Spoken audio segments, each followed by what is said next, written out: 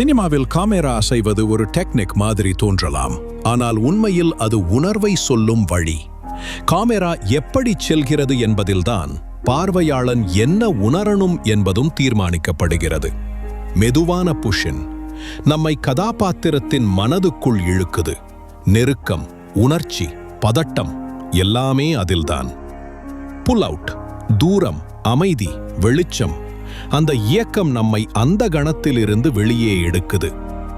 மேலே செல்லும் காமெரா வெற்றி, விடுதலை, உயர்வு.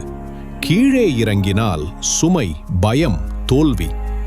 பேன் ஷாட், பார்வை நகர்கிறது, கண்கள் தேடுவது போல. ட்ராக்கிங் ஷாட் நம்மை கதாபாத்திரத்தோட சேர்த்து நடக்க வைக்கும். ஒரு பயணம், ஒரு ரிதம். டில்ட் அப், எழுச்சி, பெருமை, வலிமை. நாம் மேலே நோக்கி பார்க்கும்போது அந்த கதாபாத்திரம் நம்மை விட உயர்ந்தவன் போல தெரிகிறான்.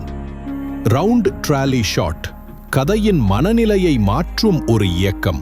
அது குழப்பம், தீவிரம் அல்லது சிக்கலான உணர்வை வெளிப்படுத்தும். சுற்றுவது மூவ்மெண்ட் அல்ல, அது மைண்ட் ஸ்பேஸ்.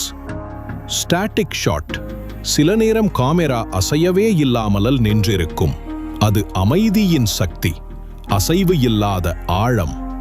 காமெரா எங்கே போகிறது என்பதல்ல முக்கியம், அது ஏன் நகர்கிறது.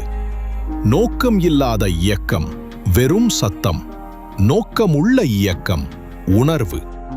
இதுதான் சினிமா, இதுதான் காமெராவின் கவிதை, இதுதான் கைவர வேண்டிய கலை.